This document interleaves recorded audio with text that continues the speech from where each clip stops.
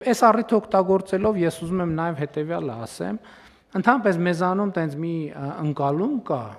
տենց երբեմն չձևակերպվող, բայց հաճախ նաև շատ ձևակերպվող, որ գիտեք, դե զարգացած երկրներում ընտանեկան արժեքներ չկան, դե այնտեղ ընտանեկան արժեքները մեր մոտ են, դե այնտեղ լրիվ բան այլասերված, ոչ բան արժեքներ են։ Ես նորություն ունեմ, հարգելի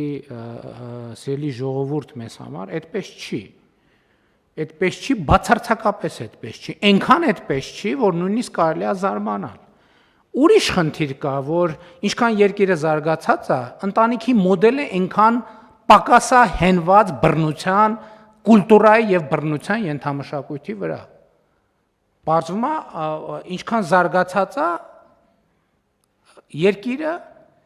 այնքան ընտանիքի յուրաքանչյուր անդամներ, պատկերացրեք, ընդհանուր երեխաները ունեն իրավունքներ։ Եվ սա զարգացածության չափանիշ է։